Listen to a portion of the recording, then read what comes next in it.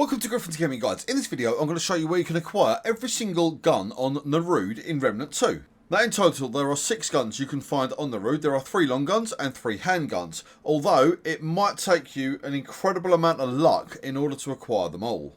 Now the Rood is a very nasty world filled with mechs, parasites, world-ending bosses, zombies and some of the deadliest areas in the entire game. You will need to be very powerful in order to acquire every gun on the Rood. Now guns are your primary method of offense in Remnant 2, as they offer ranged attacks in varying forms and are classified as either long guns, which are your primary weapons, and handguns, which are your secondary or offhand weapons.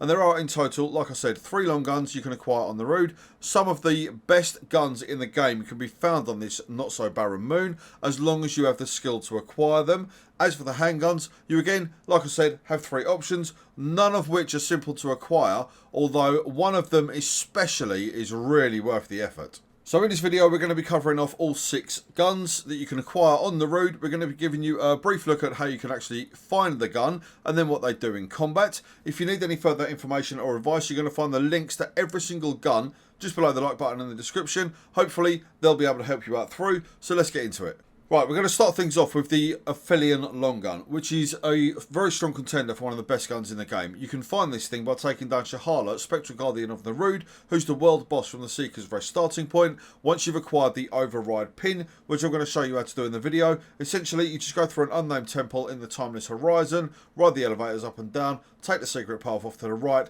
and you're going to be able to grab the override pin. Use that on the right side of the terminal in the Sentinel's Keep biome. You're then going to need to take down an incredibly powerful version of Shahala, which once you've managed to do so, firstly, well done, very tough fight that. You're also going to be given the Void Cinder, which you can take over to Macabre in Ward 13, along with 7 Luminite Crystal and 1,000 scrap, and then craft the absolutely fantastic Aphelion. Now the Aphelion long gun sends a wave of energy forward. It's quite a large arc, it's very wide, and it will do damage until it kind of reaches its limit, which is pretty much anything in the distance. If you've got a group of enemies all lined up in front of you, fire a wave, most of their health's gone, fire a couple more, they're all gone. However, what makes the Aphelion so powerful is its baked-in ability called Supernova, which fires the compressed remains of a dying star. On contact or a hit with a primary fire, Supernova explodes for 150 fire damage and 350 burning damage over 10 seconds to all targets within 4 meters. Now you don't want to be near this Supernova when it goes off, as you will be considered a target by the blast. Straight back to the checkpoint for you if you're caught up in it. It is just that powerful.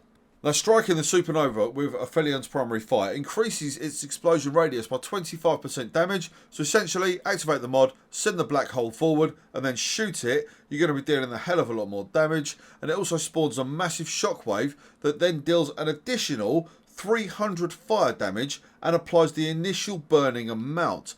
Incredibly powerful weapon. If you've got any sort of crowd control issues that you're having throughout Remnant 2, be it on the Somme, Yasha, the Rood, the Labyrinth or Root Earth, equip the Aphelion, send off a couple of Supernova, well, send off a Supernova, send off a couple of rounds, everything's dead in front of you.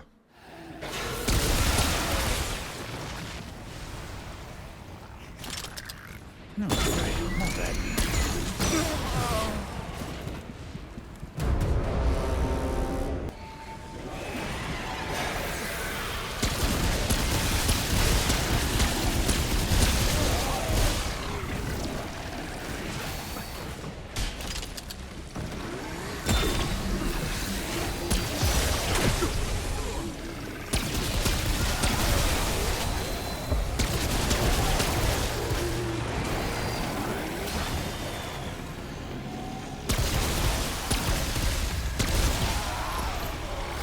Next up we've got the Nebula handgun, which you can acquire once you've taken down Talratha, who is the world boss from the Forgotten Prison starting point on the Rood. You simply need to go through, get this Soul Spark cylinder from the Eon Vault, which is in an unnamed dungeon. You can then go around to the back of the Forgotten Prison, take on Talratha by refusing to join Eternity, and then with the world boss defeated, you're going to get the Spiced Bile, which you can take over to Macabre in Ward 13. You're also going to need 7 Luminite Crystal and 1,000 scrap, allowing you to craft the Nebula handgun, which is essentially a gun that fires a stream of acid. However, its baked-in ability is where the real power lies in the Nebula handgun. Now, the baked-in ability on Nebula is called Nano Swarm, which unleashes a swarm of nano machines that seek after enemies within 20 meters and repeatedly attack, dealing 7.3 acid damage per hit, and it lasts for 15 seconds.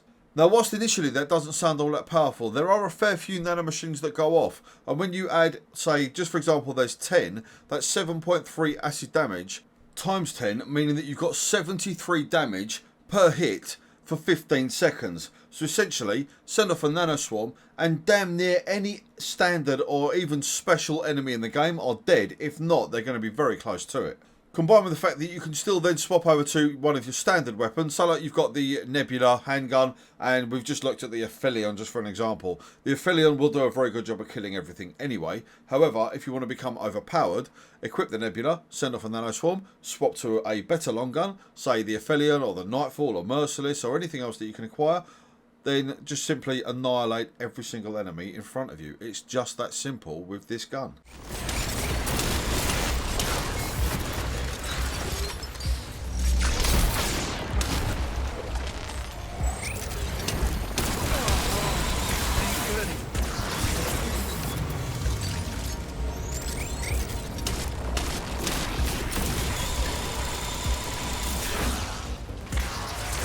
Now this is where things start getting a little bit complicated for the long guns on the road. For the plasma cutter long gun, what we're going to have a look at here, you need to go through two different biomes.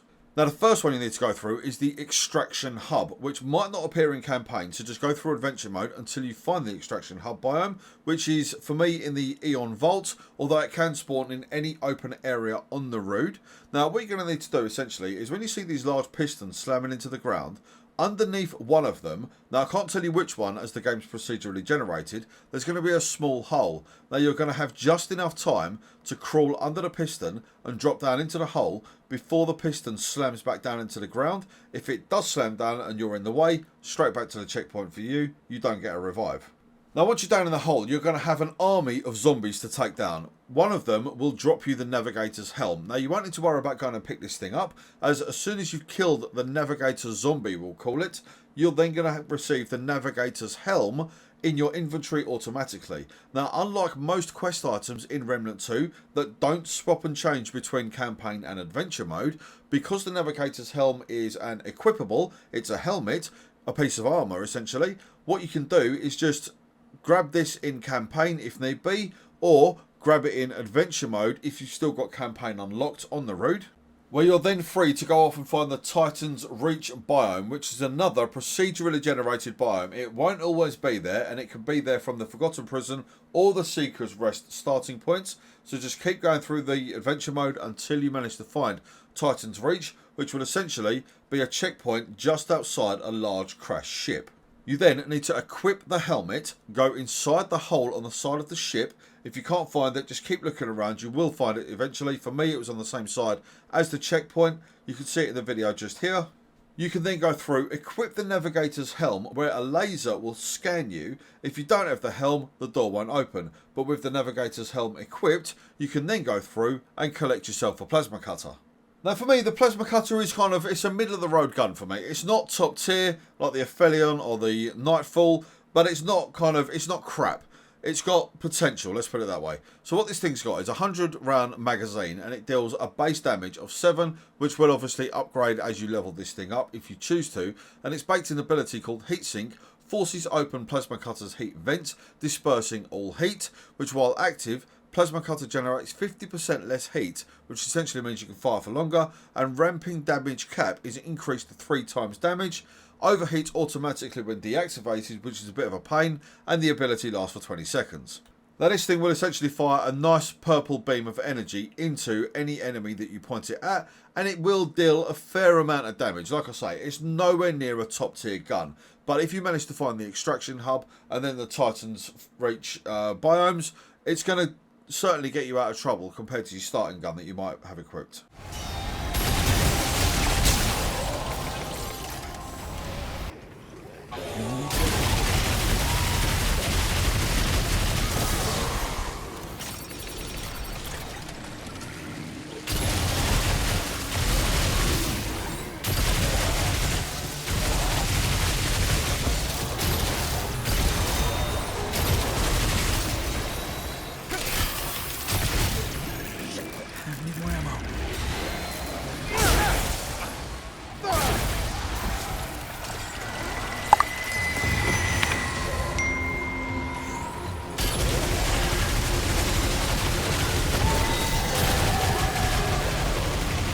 Right, now we're getting into the really complicated stuff with the pulse rifle long gun. Now for this one to appear, what I said at the start of the guide was that you need to be incredibly lucky if you want to get them all. This is the gun I was referring to when I said that, as you're going to need 2 procedurally generated random occurring biomes to appear in the same run.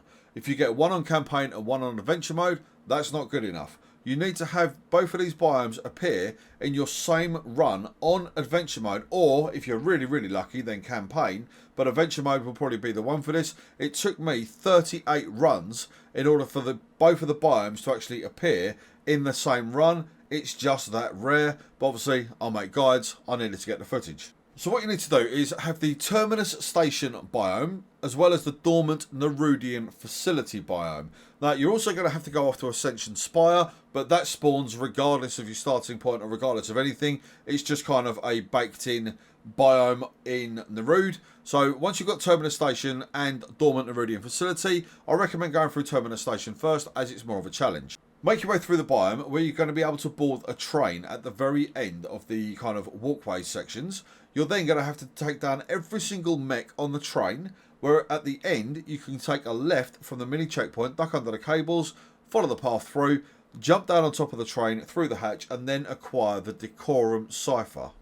Now, the train battle with all the mechs can be a bit of a challenge, but as long as you're fully leveled up and geared appropriately, you shouldn't have that many difficulties. With the Decorum Cipher acquired, you then want to go over to the Dormant Nerudian Facility, go through the airlock at the start, where the facility itself will tell you that there are virulent creatures present, and all of them need eradicating, or the facility will do it for you, which unfortunately will also include you.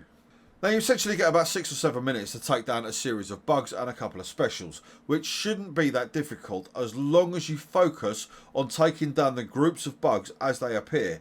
If you've already got 1 or 2 minutes left and you're trying to run around the entire facility to look for one baby bug who's kind of just hiding in the corner somewhere, it can very easily be a fail. So just ensure when you come up against the groups, you take them all down, and with them all down, you can then go to the very back of the facility where you're going to come to a walkway with a missing piece of railing. You're going to need to drop down and then basically make your way through the corridor and collect the biome control glyph. Once you've got that, make your way back to the very start of the Dormant Nerudian Facility, just to the left of the checkpoint.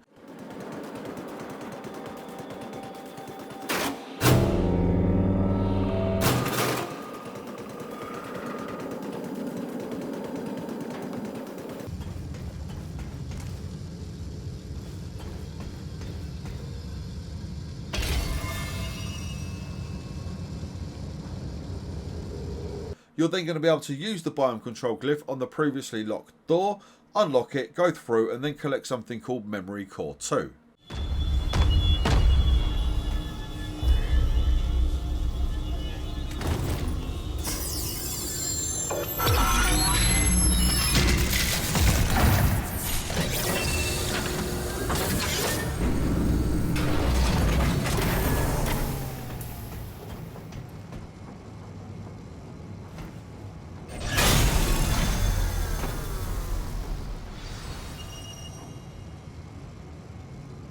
With Memory Core 2 and the Decorum Cipher acquired, you can then go over to Ascension Spire where the Custodian is, drop down the hole in the floor to your left, and then make your way down the elevator to your right. You're going to see a big control panel with 2 purple force fields at the back.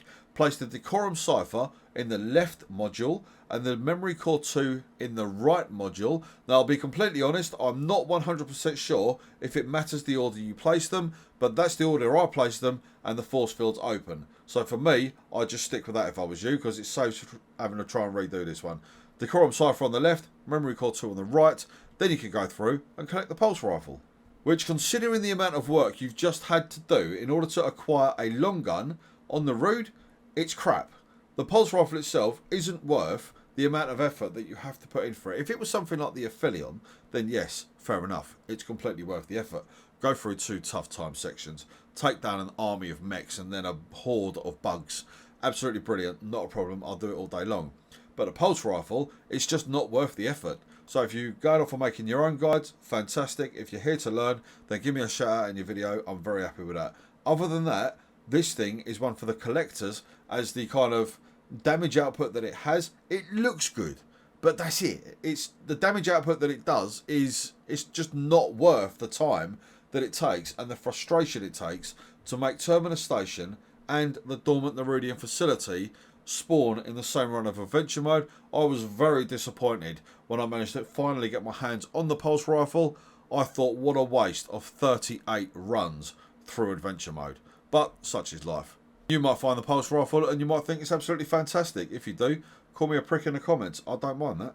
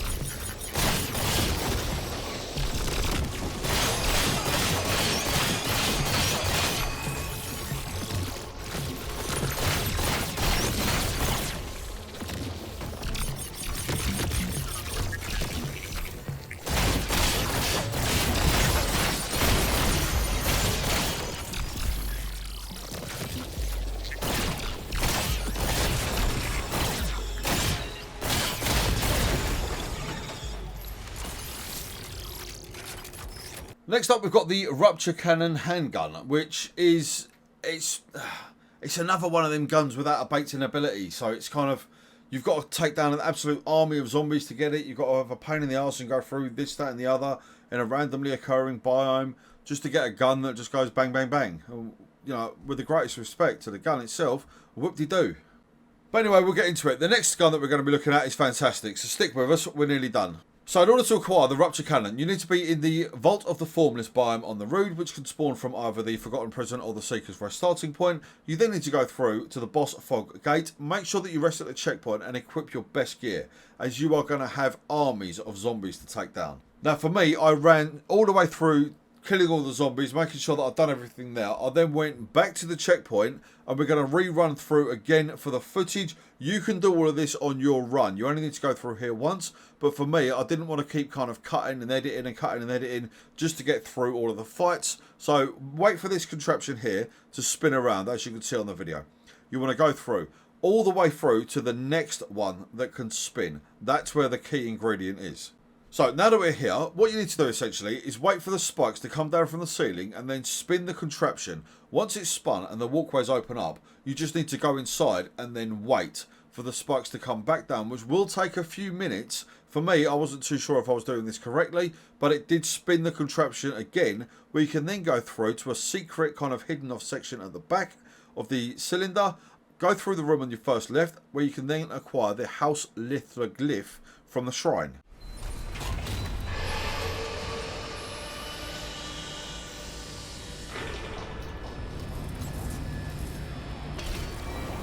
Now with the House Lithroglyph acquired, you then want to go all the way through, take down all of the zombies until you get the objective success message come up on your screen. You're also going to get a fairly decent trait. Open up the door on the back where you'd ordinarily go left. Instead, you need to go right. Use the House Lithroglyph on the door over to your right, which will then open up, allowing you to go through, go to the final pod and collect the Rupture Cannon Handgun.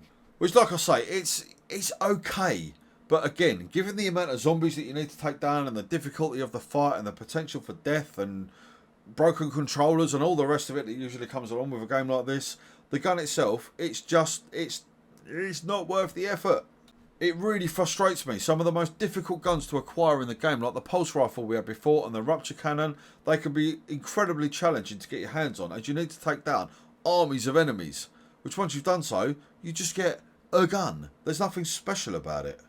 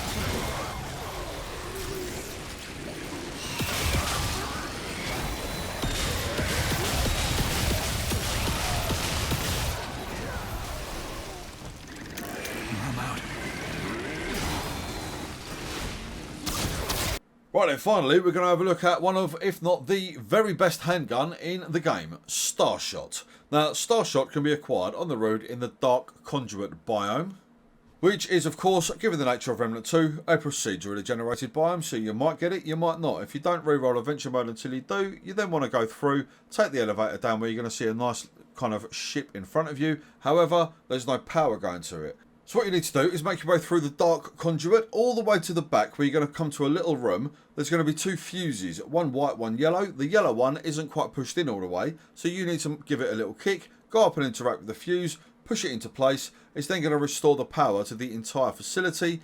Go through the little door to your left where you can acquire a fairly decent relic.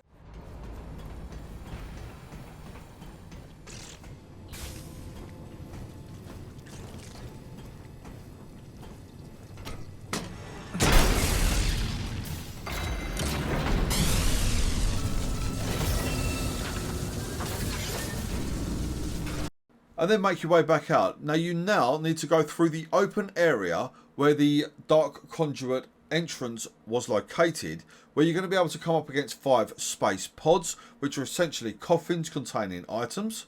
You need to interact with all 5 of the space pods. Now, like I say, rather than trying to waste your time in this video, we've got a guide for how to acquire the Starshot down below. That's going to have the location of all 5 of these space pods in. I'll show you the first one and the last one, but for the other 3, check that video out, just so that way it doesn't make this video just infinitely longer than it needs to be. I can't carry any more of that.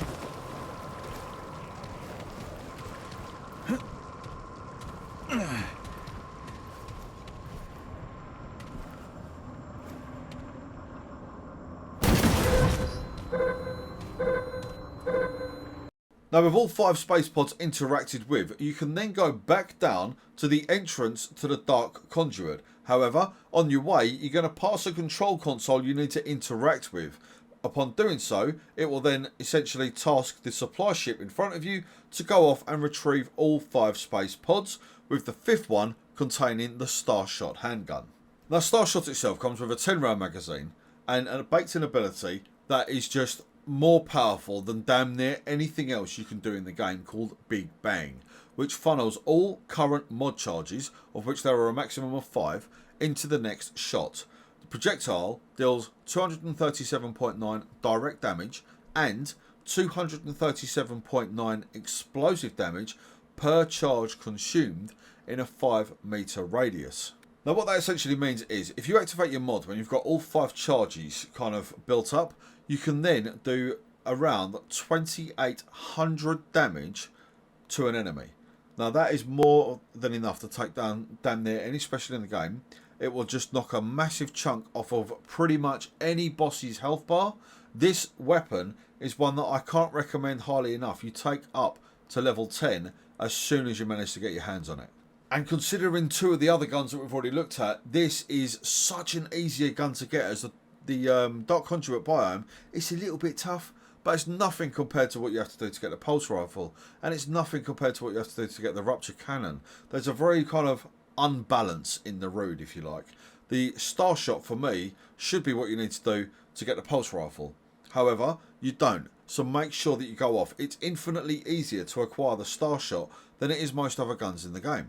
And given the fact that it can output 2,800 damage from its modded ability once it's all fully stacked up, as well as having a magazine of 10 and a maximum damage of 66, meaning that every time you've emptied the clip, you've done an additional 660 damage as well, this thing will just annihilate the competition. There'll be nothing left. So we've just covered off all 6 guns that you can acquire on the road. Which one's your favourite? Which one's your least favourite? Have you got any of them? Have you got none of them? Are you sick to death on the road? Do you just want to turn the game off and go and cry in the corner? Whichever it is you want to do, let me know down in the comments so we can have a chat.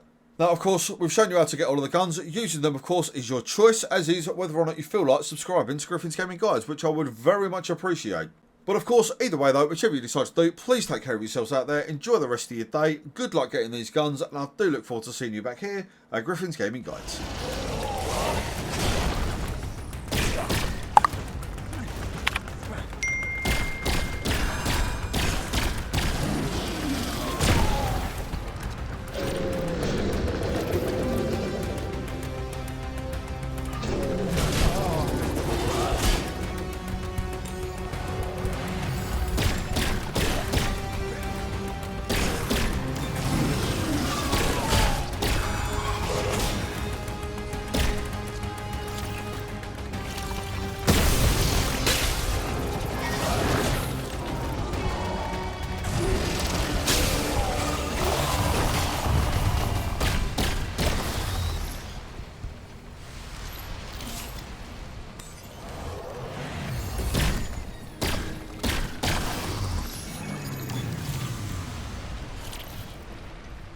Yeah.